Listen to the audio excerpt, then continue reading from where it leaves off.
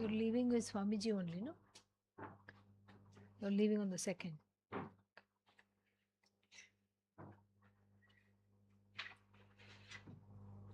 Om Sahana Vavatu Sahanau Bhunaktu Saha Viryam Karavavahai Tejasvinavadhitamastu ma Vidvishavahai.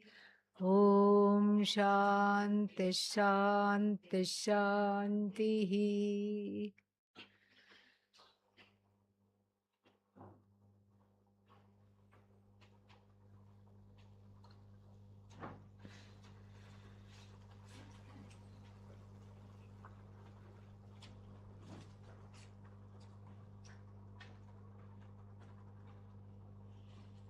Anybody would want to sing?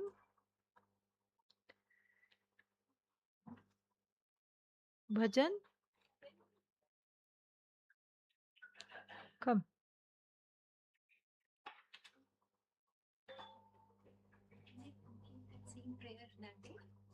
It wasn't complete? Yeah, it wasn't complete. Yes, yes. Sing.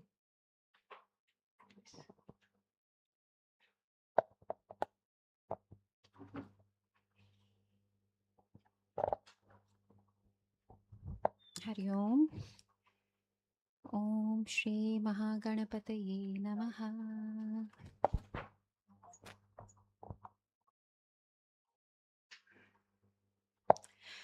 महागणपतिं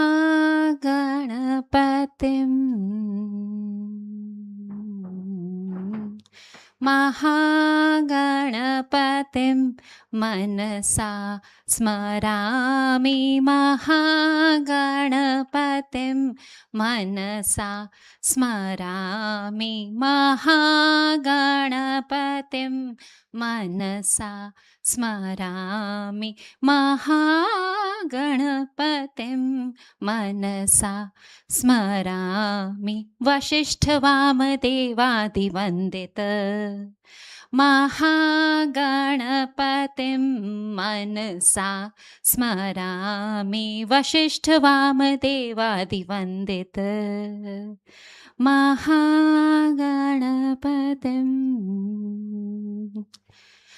महादेवसुतं गुरुगुहनुतं महादेवसुतं गुरुगुहनुतं मारकोटिप्रकाशं शान्तं मारकोटिप्रकाशं शान्तं महाकाव्यादिनाटकप्रियम् महाकाव्यनाटकादिप्रियं मूषकवाहनमोदकप्रियम् महाकाव्यनाटकादिप्रियं मूषकवाहनमोदकप्रियम् महागणपतिं मनसा स्मरामि। महागणपतिं। हरि ओम। Very nice.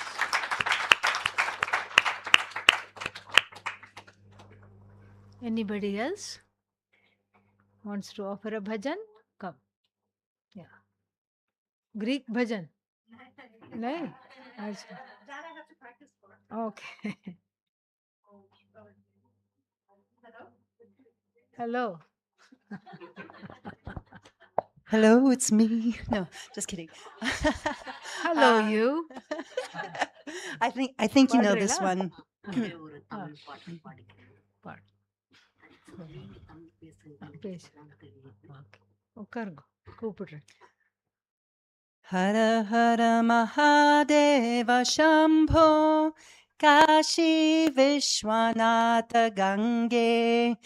Hara Hara Mahadeva Shambho Kashi Vishwanatha Gange. Hara Hara Mahadeva Shambho Kashi Vishwanatha Gange.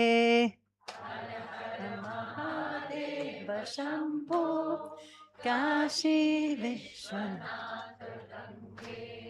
Hara Hara Mahadeva Shambho Kashi Vishwanatha Gange. Mahadeva Shambho, Kashi Vishwanatha. Hara Hara Mahadeva Shambho, Kashi Vishwanatha Gange. Hara Hara Mahadeva Shambho, Kashi Vishwanatha.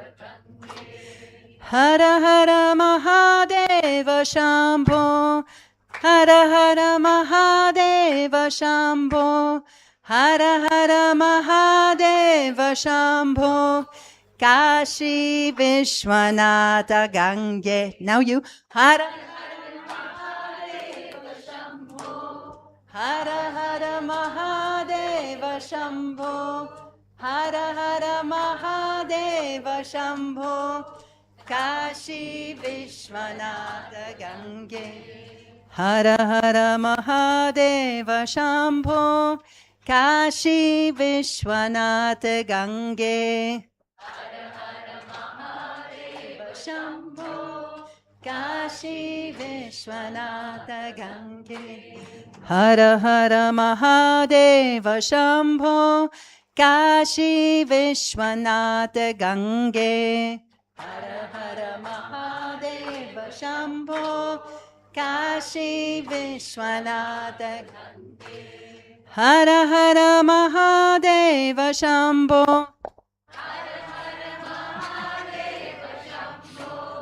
Hara Hara Mahadeva Shambho, Hara Hara Mahadeva Shambho, Hara Hara Mahadeva Shambho, Hara Hara Mahadeva Shambho, Kashi Vishwanatha Gange.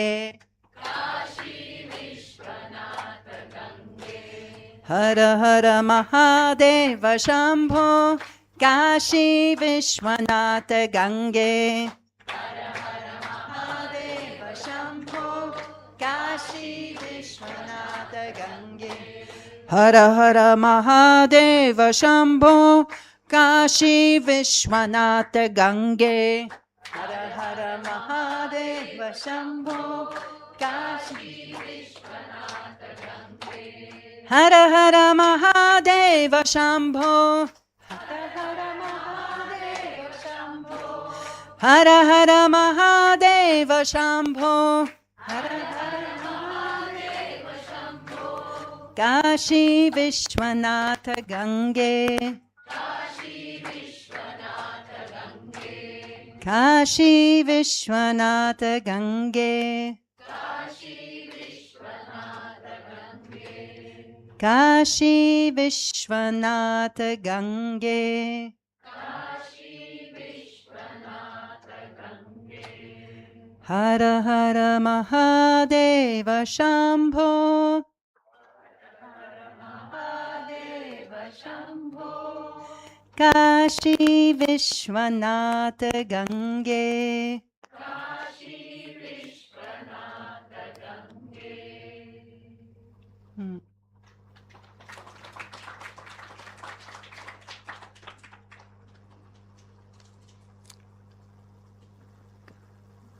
Tamil song.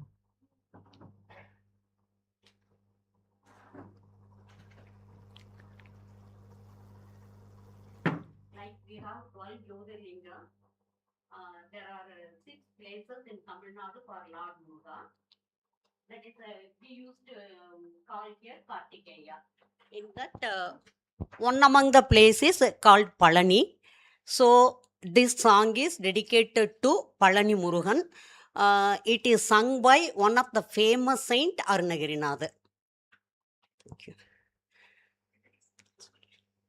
அவனிதனிலே பிறந்து மதலையெனவே தவழ்ந்து அழகு பெறவே நடந்து இளையோனாய் அருமழலையே மிகுந்து குதலை மொழியே புகன்று அதிவிதமதாய் வளர்ந்து 16 சிவகலைகளாக மங்கள் மிகவும் மறையோதும் அன்பர் திருவடிகளே நினைந்து துதியாமல் தெரிவயர்களாசை மிஞ்சி வெகு கவலையாய் உழன்று திரியுமடியேனை உன்றன் அடி சேராய் மௌன உபதேச சம்பு மதியருகுவேணி தும்பை மணிமுடியின் மீதணிந்த மகதேவர் மனமகிழவே அணைந்து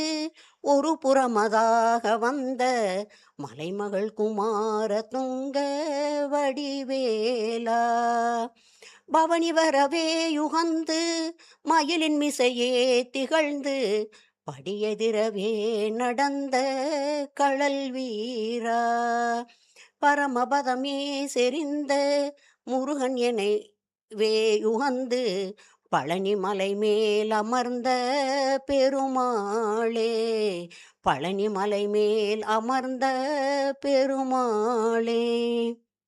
thank you. Very nice.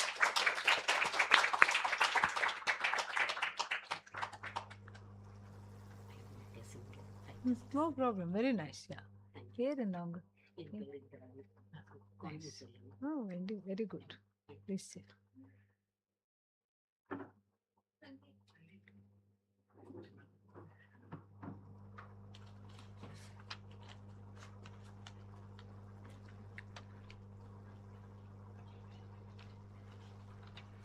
Difference between adhiyajna, adhidaiva, adhyatma. Adhiyajna, adhibhuta, adhyatma. Adhiyajna, adhidaiva, more or less the same. This we have seen actually. Adhideva, this we have seen when we discussed the three Shantis. Adhideva you can say, or you can say Adhidaivikam. That is Tadhita form. Adhideva, Adhidaivikam, centered on things that only Bhagavan has control. We don't have control. Adhiyajna also, same thing. Many things are there like that. Weather, earthquakes, etc. Then we have Adhibhuta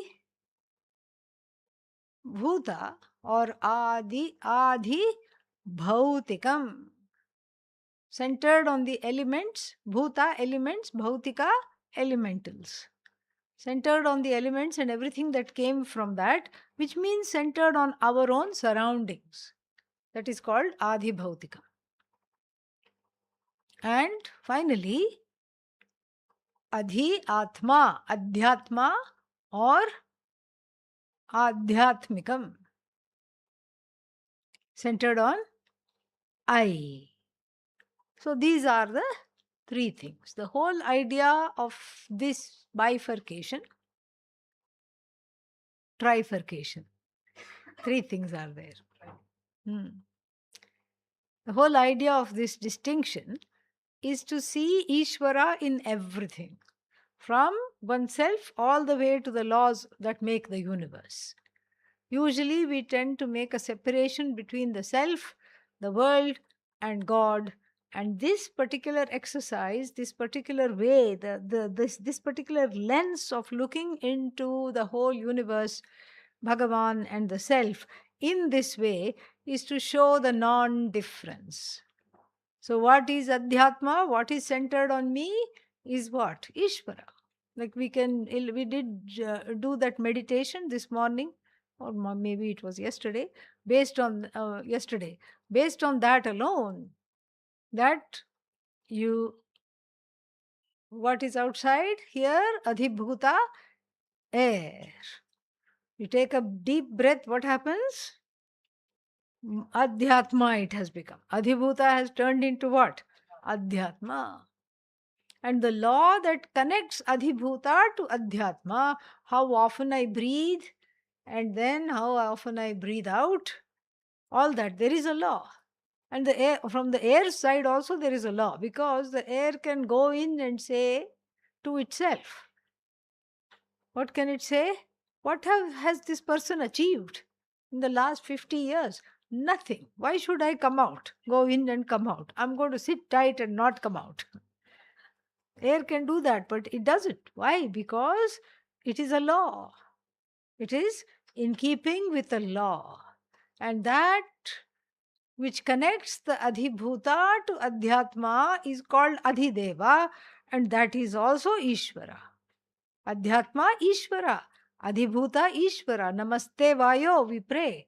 And then Adhideva also is Ishvara, to show the pervasiveness of Ishvara on every level, from the macro to the micro. This threefold distinction is very useful.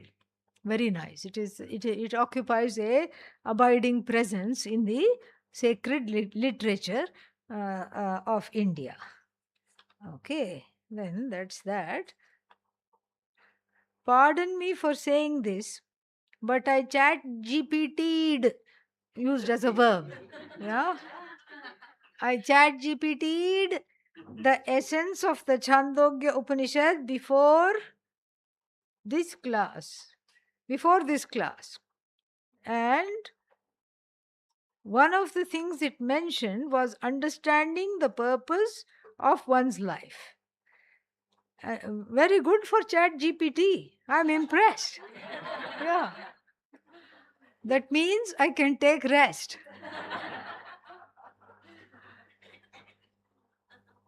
So, and one of the things it mentioned was understanding the purpose of life. That is something I'm struggling with. Although that was not part of this session, can you please shed some light on it?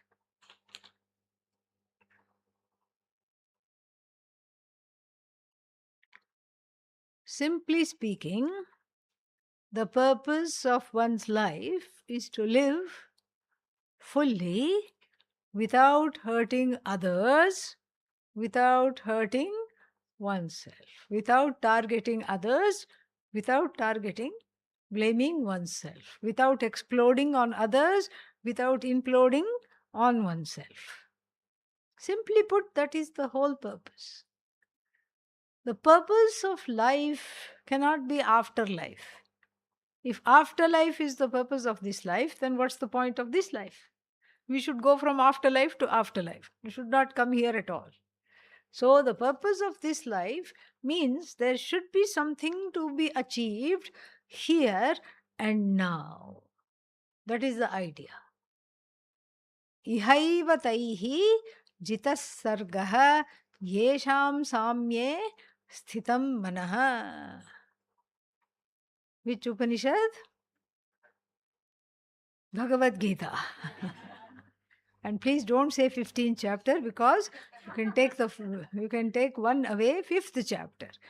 Ihaiva taihi. Taihi means by the yogi bhihi, karma yogi bhihi, and jnaninaha, jnaninacha, jnanibhihi, karma yogi bhihi, jitaha. Jitaha means has been conquered.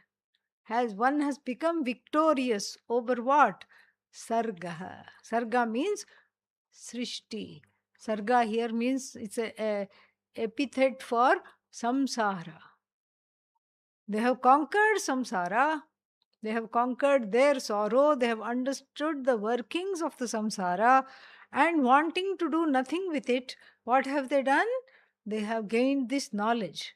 They have immersed themselves in this knowledge, gained this knowledge, and having gained this knowledge, they have gone back and helped others to gain this knowledge perhaps, or they have gone back and continued doing whatever they are doing in the society, untouched by samsara, having called the spoof of samsara. Yesham samya. Who are these people? Yesham, for whose minds are samye, whose minds have understood and are practicing equanimity. This is the highest purpose. The highest purpose of human life. Dog life, cat life is not included here. The highest purpose of dog life is to live, reproduce, not be killed, and then die away naturally. Same with a cow, same with all the living beings. So long as they don't end up in a cooking pot, then that is good. That is letting them lead a natural lifespan. But for the human being, these shad vikaras, these sixfold, what are they called? Modifications to undergo is not sufficient. For the cow and all the other beings, it is sufficient. They are born, jayate, jayante, and then what happens? Santi, they survive birth. Vardhante, they grow up. Viparinamante, they blossom and become capable of reproduction and carrying on the lineage of cows. And then after that, what? Like the cows in the Kathopanishad, what happened to them? Apakshiyante. The last drop of water allotted to the cow by Bhagavan has been drunk up. They are pitodakaha. All the water given by Prarabdha has been glug, glug, glug, drunk up. Jagdhatrinaha. Every blade of grass allotted by karma has been eaten. Dugdha dohaha. Not even one drop of milk is left. You'll have more luck squeezing a stone and hoping to get some milk rather than this cow. And then nirindriyaha. Nirindriyaha means they don't have, not that they don't have sense organs. Sense organs don't work. That is nirindriya. No smell, no sense of smell. Eyes cannot see. Hearing is not there. These kinds of, this is the apakshaya. And then finally, vinashyanti. Vinashyanti means they are gone. Now we too, we means our bodies are also not any different than the bodies of the animals. We too go through these 6 modifications, as we know full well. So what happens after 40? Have to keep the hand there to read. If the hand was another foot longer, like Lord Rama supposedly had very long arms, then we would put off going to get the glasses. But since the hand is only this long, you have far sight, and so therefore you are far sighted, nearsighted you become, and then so you need to get glasses. Apakshiyate, vinashyati, we know that our bodies are also undergoing these 6 modifications. This is enough for the animal to lead a life allotted by Bhagavan. Going through these 6 modifications is enough. And usually what happens is that, when they are about to die, they curl up under the bed if they are pets, or they go and find a rock and sit behind the rock, or enter a cave and don't come out. That's how they just pass away. For the human being who also undergoes these 6 modifications, it is not enough. It is not enough at all, because there is a longing. There are many, many longings, and that longing is inbuilt longing. It's an uncultivated longing. And even though the longing gets morphed into various sub-longings, subset of longings, really the original longing is for this oneness, is for moksha.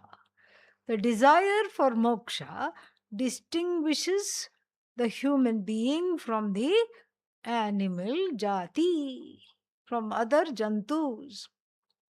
They don't have the desire for moksha, and they don't need the desire for moksha, because they are happier than everybody, the whole human beings, all the human beings put together. They seem to be more contented, less demanding, and then what else? Appreciative, more objective than all the human beings put together. They don't need this knowledge this time around. They are called muktaha, they are already free. So then, what is this that we need to see and we need to think about here is that our longing is in keeping with this body mind sense complex, because in this body alone that longing can be addressed. What's the point if one has a longing for chocolate cake and the tongue doesn't taste anything? Imagine. So the tongue doesn't have sweet taste, the nose cannot smell chocolate and cannot enjoy. What's the point? So therefore, the longing is in keeping with this particular upadhi that I call this body. This body mind sense complex alone is fit to fulfill this longing. No other body is fit for moksha than the human body. So we say that the human body is a blessing. It's a great blessing because only in this body, in this, on the manushe loke, it is the kshipram hi manushe loke, siddhir bhavati karmaja. This is what the Bhagavad Gita also says. In manushya loka alone, it's easy to get moksha. In Devaloka also, mostly what are you if you become a Deva? Bhoktru Sharira. Bhoktru Sharira. It's a Sharira for enjoyment and experiences, various kinds of experiences. And what about in Adhama Lokas? In Lokas worse than this, one is being meted out, terrible punishment, and there is no time to even think of V for Vedanta. So here alone, we have a unique blend of Papa and Punya. In fact, everyone's last name should be Mishra because mixed up. Yes. Everyone's last name should be Mishra, little bit of Papa, little bit of Punya. Therefore, Manushya Loka, in this world of human beings. And as a human being, this longing is already there. Just like there is a longing for food, is there not? Yes. There's a longing to drink, is there not? Yes. Thirst is there, hunger is there, those are all longings. They are what? Uncultivated desires. The desire for moksha, mumuksha, is also what? An uncultivated desire. The desire being uncultivated, then that means something very important. It means that the solution is going to be provided because I didn't desire for this. It is not my own cultivated desire. If it's my cultivated desire, I have to go about trying to fix this desire or get some object of desire. I have to do that. But if it's an uncultivated desire, then what? I don't have to do anything. When the baby is born, it doesn't think, oh, up till now I have been connected to the mummy via the umbilical cord. Now I hear they are going to cut the umbilical cord. Food source is gone. What should I do? Better pack a sandwich as I come out. BYOB, bring your own feeding bottle. Yeah, it doesn't do that. And if you see these, nowadays everything has the cam. Cam means short for camera, okay? Giraffe cam, eagle cam, puppy cam, kitty cam. This is because people don't know how to relax anymore. Okay, so then seeing these kinds of cameras of babies, baby giraffes, baby kittens, baby puppies playing, you feel somewhat relaxed. And so in this particular zoo, they put this giraffe cam. The mother giraffe gave birth. And then this poor fellow looked very funny and awkward, little fellow with a big neck. He didn't even know how to hold up the neck. When he was born, it was kind of twisted, and he was trying to, go like this. And he didn't know how to walk because his neck was one side, the legs would kind of go over on that side. It was very funny. Somebody sent me this. And then what did it do? And then he was suddenly hungry. He cried, he bleated. Nothing happened. The mother is just sitting there calmly. She was also recovering, I think, poor thing, giving birth to this angular baby. Full of all kinds of, yeah. And then without any GPS, without being shown the way by the zookeeper or anyone, it made its way to the mother's breast, started to feed. You see, hunger is there, solution is there. The way to get to the solution is also there with regard to uncultivated desire. Thirst is there, water is provided. Need for shelter is needed, shelter is provided. Everything that is an uncultivated desire, the solution is right here, right now. So if somebody is hungry, and if you tell them in heaven there is lots of food, they will send you there first. Okay, they'll get so angry. So therefore, it's not enough to say there is food in heaven, there is lots of nice things in heaven. When are you hungry? Right here, right now. So in the same way, moksha is an uncultivated desire. The desire for moksha is not like the desire for cable TV. It's not like the desire for so many things that we have. It's an uncultivated desire for which this is the appropriate name and form to fulfill this desire, number one. And number two, if it is an uncultivated desire, what does it mean? The solution is right here, right now. So therefore, the purpose of life is to discover that I am free. The ultimate purpose of life is to discover that I am free of pain, hurt, guilt, sorrow, all these things which I want to keep at bay. This is the ultimate purpose. Then, having discussed this, many times one has difficulty, even though one is told every single day, this is the ultimate purpose, one has difficulty connecting to that. It seems a little far away. Moksha. Okay, yeah, I give you the benefit of doubt. They may think, I understand this conceptually, but here I'm not able to go there. I'm not able to make this my ultimate purpose. There is a gap. There is something else that I'm being called to do. That is also important to address. The relative and the absolute purposes are not at loggerheads with one another. They cannot cancel out one another. They are not opposed to one another. There is no competition. There is no contradiction.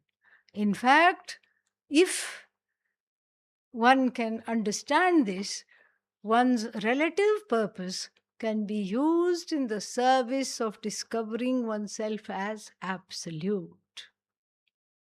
And the relative purpose has a name in the Shastra, and it is called Swadharma. What I am supposed to do in this life. What is my journey? What for am I born? Everybody can't have the same purpose. What is your purpose? Moksha, moksha, moksha, moksha, moksha, moksha, moksha, moksha. It would be very boring. Whole world is what? Pursuing moksha. We won't be able to stand each other if that's the case. Yeah. Moksha, yes, that's the ultimate purpose. There is no question. There's no doubt about that. But then we are born related to people in this world. Somebody has already claimed us as grandson, granddaughter, son, daughter, sister, brother, somebody, nephew, niece, somebody has already claimed us. We are born related.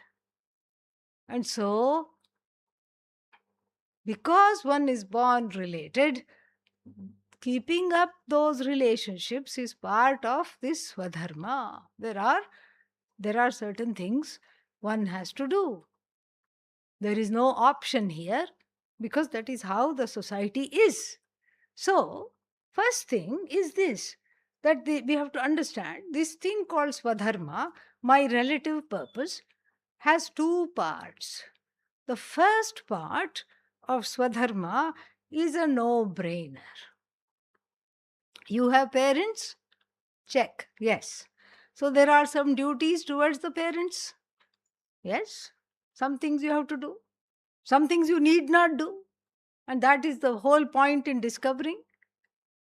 And do you have children? Yes. There are some duties the parents have towards the children. You can't give birth to the baby and say bye-bye. You have to take care of it or make sure somebody else takes care of it if you can't take care of it. So there is a purpose. There is a duty. And the Hindu dharma the Hindu society is set up as a duty-based society. The word duty you will not hear anywhere except in the military perhaps, but other than that you will not hear. Whereas in India, everybody keeps saying, I have to finish my duties. Finish duties means marry off the children. That's what it means, okay? Yeah, that's a code word. I want them to be settled. You want you to be settled, okay? Yeah, you don't want them to be settled. And these days, nobody wants to get married, all right? So, none of the young people want to get married. Anyhow, let's put that aside. That's a different tangent. And so, coming back to here, there are some duties on part of the people. And in India, this duty is a very, very big thing. This Swadharma is a big thing because it's an offering to Ishvara. We are told to raise this duty to the level of making it fit to offer to Bhagavan in lieu of or in addition to the flowers that we may offer every day, to the few nuts and whatever we may offer, fruits and nuts we may offer every day. So in addition to that, we offer our own duty to Bhagavan. A duty, one's own duty, well performed, is an offering. And this is very beautifully said in the 46th verse of the 18th chapter. Swakarmana tam abhyarchya siddhim vindati manavaha. The human being gains success, both relative and absolute, by worshipping Bhagavan with the flowers of one's own actions, beautifully offered, dutifully offered, beautifully and dutifully offered. So, this is a huge thing because in a duty-based society, you have kind of a freedom, which is not there so much in a rights-based society. The Western model, in the Western social model, socio-political model, it is a rights-based society. Everybody says, this is my right. I'm not getting my rights met. And you have to keep appealing to the state. Make some more laws so that my rights are met. What about my rights? What about my rights? Each group can ask for their rights. In India, that is not necessary, or at least in the traditional Indian society, that used to not be necessary at all. Why? Because the duty of the spouse to the other spouse was the right of the spouse. The duty well done. I'm focusing on my duty, properly done in a timely fashion, nicely done, and that means what? Your rights are automatically fulfilled. And if you do your duty to somebody else, their rights are automatically fulfilled. So it's a life of It's a life of a kind of a specific spiritual agency, where the agency is offered to Bhagavan. The agency is Ishwarized, spiritualized. It's not an ordinary thing. It's a very, very big thing. Let this, I would say, be the purpose of your life right now. Negotiating, managing, performing, acting the duties that are there. This is a no-brainer. Whatever you have to take care of. If you have a job, do you have a job? Yes. Okay, whatever you have to do it with a smile. That then it becomes an offering rather than and these days, the whole life is lived in a series of violent metaphors. Nobody gets up. Everybody just, I threw off the covers. Why do you have to do that? I jumped into the shower. Why don't you walk into the shower? Why do you have to jump? Yeah. And then what? I grabbed a bite to eat. Grab. And then what did you do? Yeah. Rushed out of the door. Correct. I rushed out the door. And then I hit the road. You see? All violent metaphors. The whole thing is like this. I hit the road. There's even one old song. Hit the road, Jack. Don't come back. No more, no more. Yeah. Then, what did I do? I cranked out some work at the office. After that, what happened? I became cranky. That's what happened. That's what will happen. Then what happened? Then on the way there, I hit the road. On the way back, what did I do? I beat the traffic. Yeah. And nobody cooks after coming home. I threw something together. Yeah. Or if you're a teenager, you say, I nuked something. Yeah. Put it in the microwave, that means. And then what happened? By the time you're tired, I crashed. Yeah. If you live the whole day like this, how can it be an offering to Bhagavan? Yes, Bhagavan will run away if he could. If she could, they would run away. They would say, please keep your duties to yourself. I don't want this kind of an offering. Yeah. In the Hindu Dharma, the whole thing is a beautiful enactment. Getting up is prayer. It's a form of prayer. Otherwise, as soon as you get up, what will you do is complain. This is what will happen, because as you are getting up like this and stretching, the complaints are also doing their stretching. They're also going, they're warming up. So to preempt that, we recall who we are right in the beginning. Pratasmarami hridi samsphuradhatmatattvam satchit sukham paramaham sagatim turiyam yasvapna jagara sushuptim avaiti nityam tad brahma nishkalamaham nacha bhuta sangha. I am not this bhuta sangha. I am this. Not this assemblage of flesh, blood, bones, all these things that we are studying in the Bhashya of this Chandogya right now. I'm not an assemblage of this body-mind sense complex. Who am I? I am that which I sense this I-ness as the Sakshi. Hridi samsphurat, that which is centered on the heart, which obtains in the heart as I. Atma Tattvam, this I, Atma. Tattva, which is the reality of me.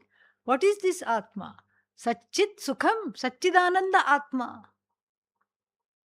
Paramahamsa Gatim, that which is the ultimate end of all the most exalted of sannyasis are called Paramahamsas. It is the ultimate end of the most exalted of sannyasis. And it is Turiya, because it is neither the sleeper, nor the dreamer, nor the waker, but it is the truth of all three. It is the content of all three. It is not any one of them. And the one who knows, yat swapna jagara sushuptam avaiti, nityam, the one who knows all this. Tad Brahma, this is Brahman, Nishkalam, this is the partless Brahman that I am. I'm supposedly, I need to wake up like this. This is what the Shastra says. Rub your hands together, look at your hands. Another prayer in the morning, look at your hands, there is a prayer. Karagre vasate Lakshmihi, Karamadhye tu Saraswati, Karamule Govindaha, Prabhate Karadarshanam. Please look so, and then you visualize Lakshmi, the goddess of abundance, sitting on the tips of your fingers. Karmendriya, very important organ of action. How can you go wrong when Lakshmi is sitting in the tip of the fingers? Everything you touch turns into gold, turns into success. All the underconfidence, the hopelessness, the apathy, the boredom goes away. And it's not just Lakshmi, Saraswati is behind every decision. Govinda, Bhagavan is behind everything. And these three are ruling my organs of action. Then the feet touch the floor. Oh, Goddess, Mother, Goddess, Earth, let me not be a burden on you, at least for today. And you don't jump into the shower. In fact, we don't have shower. We have bucket bath. So much so that people from India who go to the United States to see their children, they will say, I don't care anything. Please bring me one bucket and one mug. That is what they are used to. That is what they are used to, because this is what we do to Bhagavan. Imagine, maybe this will be the future temple dystopia. Imagine if you go to the temple and the Pandit just turns on the shower on top of Lord Krishna. There is something little unsavory about that. Yeah. And then come on, say the mantras. And then you can add some, colored water. What is that? Chandan and kumkumam. You can add there itself. Yeah. There's something which is funny. Abhisheka means you just take the time to do that. There's not like this 5 minute, even the body is barely wet and then you jump out just as you jumped in. That is not there. And then you adorn the body as a prayer for the indweller within. You put, what is that? Chandanam, kumkumam, whatever you want. This is a third eye center. It's a powerful center where one can be in touch with Bhagavan. And then nobody must grab a bite to eat. Nobody should do that. It is another prayer. To who? Vaishvanara, Bhagavan there in the form of the digestive fire. It's an offering. It's an inner homa, inner yajna. And then what else? Work. You don't go to work by hitting the traffic, beating the road, whatever you're doing. You don't do that. That itself is worship. Cooking is worship. Sleeping also at night, you say a prayer. Ramaskandam, Hanumantam, Vainateyam, Vrikodharam, Shayane yas smared nityam, duswapnam tasya nashyatihi. Meaning, all these, may I not have bad dreams. This is a prayer. So the whole life is prayer. We don't have anything secular in India except the government. Yeah, that's the only thing that's secular. It's an entirely 100% spiritual culture. Only the government stands apart, that's all. It's 100% spiritual culture.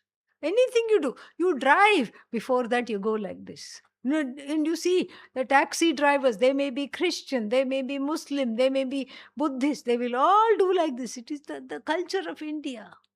This is Bharat. We have to understand this. This is so beautiful. So coming back to our discussion, this is the one part A of the relative purpose of life. And if you are able to do this, already you stop struggling because you're doing what you're supposed to do. You become more cheerful because such people stand out. You stand out, you don't intend to be outstanding, but you stand out and then you are considered outstanding. So then, part B is to contemplate on why this particular body. Why was I not born into the body of that plant? Why this particular body with its, no, I was going to say talents, with its talents. It's not just a bunch of limitations. Every body has a talent, pun intended. Every body mind sense complex has something to contribute, has something to offer. Something is there. For some people, it's very easy. Like Mozart composed his first tune at 9.5 months old when he could not even talk. Like so many other prodigies and so many others. Some people are born to sing, some people are born to dance, some people are born to paint, some people are born to cook. Somebody sent me this small clip of this 1-year-old baby. He's already a chef, 1-year-old. He tells his mother how much to put what, and it comes out amazing, supposedly. And so with some people, it's very, very, very, very clear. What they are supposed to do is clear. We can't just sit and be jealous of them. We have to discover for ourselves our own purpose. For many of the people, it's not very clear. For the few lucky ones, it is clear. What they are supposed to do is very, very clear. Because they don't have a choice. They are not fit for anything else. And so, for the rest of the people, it behooves us to discover this because it is already there in the form of Bhagavan's talents, Bhagavan's contribution that we just have to enact. And we don't know how. Why? Because there are raga and dveshas in the way. I'm good at this. This is coming naturally to me. But what do I want to do? I want to do something else because I want to be Mozart too. That's what I want to be. I want to be something else. This nobody does. No other life form does. The oak tree does not say, I'm sick of the forest. Wherever I see forest, I'm going to be a palm tree and take myself to the beach. Doesn't say that. Only we violate the laws of Bhagavan because of the free will. The free will cannot be tethered to raga and dvesha. What should it be tethered to? Bhagavan. It should be tethered to the flow that is Bhagavan. There is a rhythm, there is a flow in this body, mind, sense complex, and when we can sit quietly, then it does come out. In the beginning, it may come out in an inhibited way, and then over time, it loses its inhibitions and comes out in a wonderful way, provided I let it. But we have so many complexes. Fear of failure, that's why it is suppressed. Fear of success, that's why it is suppressed. And some doubts, self-doubt, that's why it is suppressed. I want to be the best, otherwise I don't want to attempt it at all. That's why it's suppressed. Oh, what's the use? Nothing will happen. And it will not be earth-shattering. That's why it's suppressed. And it doesn't, whatever we have to contribute, doesn't have to be earth-shattering. That's another problem we have. We don't have to break any ceiling. We don't have to climb many mountains. We don't have to scale some icebergs. We don't have to do any such thing. Milton's Paradise Lost says in the last line, they also serve who only stand and wait. Maybe this time around that is my job, to stand and wait. And if that is so, let me discover it, let me embrace it thoroughly, and let me enact this purpose. That should be our prayer. And once this body, mind, sense complex is dedicated to this discovery, what does Bhagavan want of me? This is relatively speaking on the empirical level, because we discussed the absolute level already. Then we find to our surprise and delight that even the so called flaws that one thinks one has turn into talents. But we have to let go. We have to let go, let Bhagavan take over in order to allow this to happen. The story that is told is of the two pots which the person was carrying on the end of two sticks, on the end of one stick. This side one pot with a rope, another side another pot with a rope. And what would he do? He would take it all the way up the hillock where a Shiva temple was, and the pots were used to bathe for Abhisheka for Lord Shiva.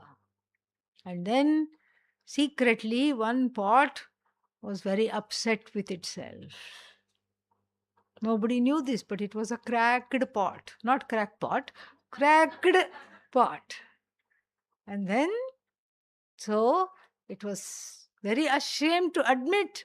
But by the time it had come up the little hill, what would happen? Half the water would have flown out. And it really felt, I'm not doing my job. I'm not fulfilling my purpose. I'm an imposter pot. I'm really kind of faking it. I'm not making it here. I'm just faking it. I'm a terrible, terrible pot. So saying, it went to sleep one night because it had a human mind. This is just a story. Don't take it so seriously. Yeah. And then in the dream, Lord Shiva appeared. What's the matter? No, I feel terrible. I know you feel terrible. Come for a walk with me. I want to show you something. And as they were climbing up the hill, Lord Shiva asked, which side are you held? This side or that side? No, I'm always held on the right side. Look. And as they climbed the hill, they saw this beautiful path of wild flowers, colorful riot of flowers. Oh, very nice. Lord Shiva, you did that. No, you did that. Because that is where the water dropped every single day. And then you are not only contributing water to the temple, you are also contributing what? Flowers, and you are contributing smiles, because whenever people see these smiles, they are, whenever people see the flowers, they smile. Other way also, it's okay. Whenever they see the smile, they flower. Yeah. So, and so, even what is considered a flaw helps somebody somewhere, something happens. That also is turned by Bhagavan into a contribution, into a purpose that is fulfilled, provided we are able to let go of this body, mind, sense complex in service of that flow. And as the raga and dveshas dissipate and the purpose come more and more, does the purpose rise to the foreground. And then there is no struggle, because you are not the architect of this, even the relative purpose. Bhagavan is already has put it there. We just have to connect with it. We just have to let it discover us. For that, these strong preferences, prejudices, my own agenda, my own subjectivity, my own fears, my own tears, I have to first learn to suspend, process, heal. And then the relative purpose will be shown. You can pray for that. You can pray for all the impediments along the way to be taken away, so that this relative purpose also comes through.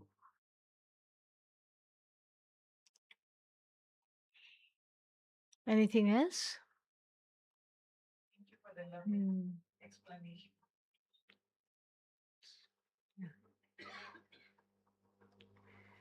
ॐ सर्वे भवन्तु सुखिनः सर्वे सन्तु निरामयाः सर्वे भद्राणि पश्यन्तु मा कश्चित् दुःखभाग् भवेत् असतो मा सद्गमय तमसो मा ज्योतिर्गमय मृत्योर्मा अमृतङ्गमय ॐ पूर्णमदः पूर्णमिदं पूर्णात् पूर्णमुदच्यते पूर्णस्य पूर्णमादाय पूर्णमेवावशिष्यते ॐ शान्तिः शान्तिः शान्तिः हरिः ॐ श्री